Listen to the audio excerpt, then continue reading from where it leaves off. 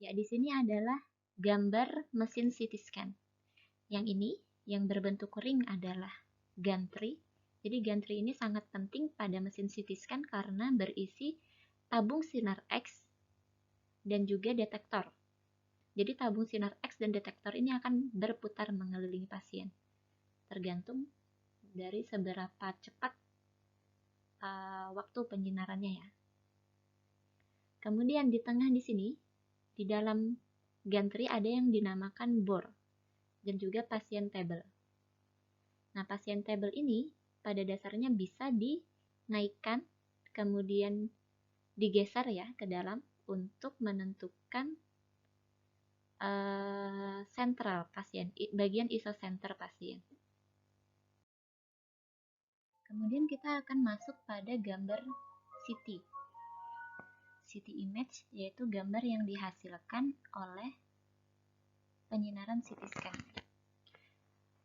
Kita kembali lagi ke tujuan utama CT imaging. Tujuan utamanya adalah untuk menghasilkan gambar digital yang berbentuk matriks. Jadi gambar digital yang dihasilkan adalah berbentuk pixel-pixel matriks. Apa itu pixel? Pixel adalah picture element. Picture element dari apa? Picture element dari matriks yang merepresentasikan potongan atau slice spesifik dari suatu jaringan yang kita lakukan pencitraan. Selama proses rekonstruksi, slice jaringan terbagi menjadi matriks voxel, volume element. Karena di sini kita menjadikan gambarnya itu 3 dimensi ya. Jadi pasti ada sumbu X, sumbu Y, dan sumbu Z-nya. Jadi kita berupa volume. Kemudian ada CT number. CT number ini dihitung dan ditampilkan pada setiap pixel-pixel gambar. Jika gambar yang kita inginkan itu berbentuk 2 dimensi. Ya, kalau kita berbicara tentang pixel, maka kita berbicara tentang gambar dalam bentuk 2 dimensi. Nilai dari CT number itu dihitung dari properti atenuasi sinar X yang mewakili tiap-tiap voxel jaringan. Kita akan bahas lebih lanjut mengenai CT number. CT number dihitung berdasarkan koefisien atenuasi linear pada X-ray untuk setiap individual voxel jaringan. Pada koefisien atenuasi yang paling pertama dihitung adalah dengan melakukan proses rekonstruksi untuk menghitung nilai-nilai tiap CT number. Perlu diingat bahwa air di sini adalah sebagai referensi untuk CT number dan dinilai sebagai nilainya adalah 0 atau 0. Jaringan atau material yang memiliki koefisien atenuasi atau sebanding dengan densitas lebih tinggi daripada air, maka dia akan memiliki CT number positif. Kemudian apabila memiliki density yang lebih rendah daripada air, dia akan memiliki nilai CT number yang negatif. Seperti di sini, rumus dari CT number adalah koefisien atenuasi dari jaringan dikurangi koefisien atenuasi dari air per koefisien atenuasi air dikali 1000. Dan hasilnya adalah CT number.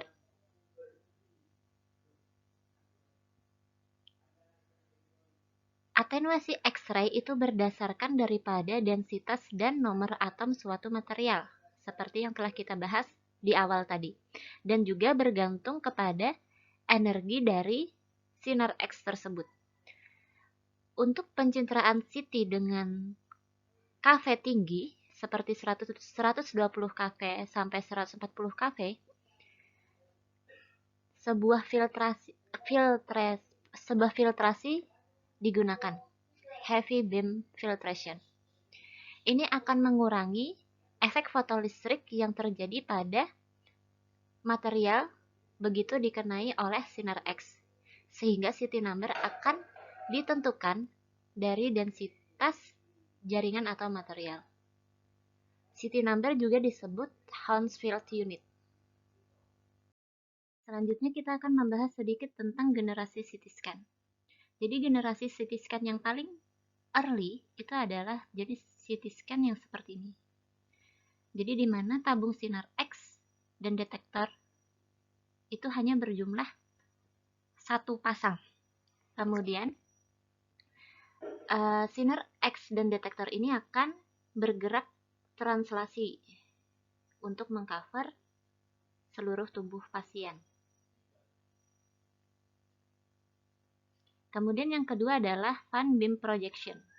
Jadi Van Beam projection ini juga merupakan generasi CT scan dengan menggunakan satu tabung sinar X, tetapi detektor di sini berjumlah lebih dari satu atau berbentuk seperti ini.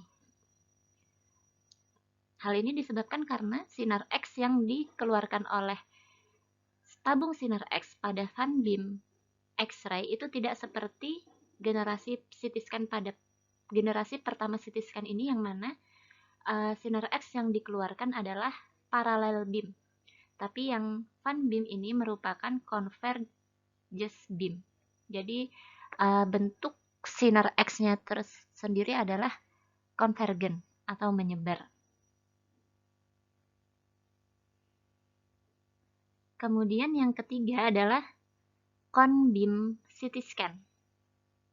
Jadi apabila Van Beam tadi dia hanya seperti ini, untuk cone beam dia memiliki lebih banyak detektor karena dia memiliki cone angle di sini.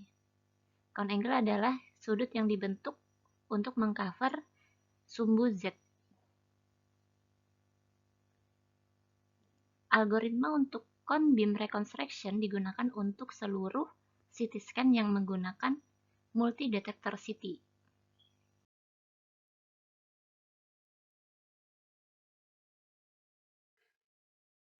Sekarang kita akan masuk kepada pembentukan gambar CT atau CT image formation. Pembentukan gambar CT dibagi menjadi 3 proses utama, yaitu pertama fase scanning di sini, kemudian fase rekonstruksi, kemudian yang terakhir adalah fase penampilan gambar. Jadi fase scanning di sini, fase scanning akan menghasilkan data. Yang dihasilkan adalah barisan data yang tadi kita tampilkan di sini ya. Jadi line of data di sini dan bukan gambar. Kemudian fase rekonstruksi akan memproses data yang diambil dari penyinaran yang dilakukan secara dengan full scanning, yaitu 360 derajat scan. Kemudian data-data tersebut diproses untuk memperoleh gambar digital.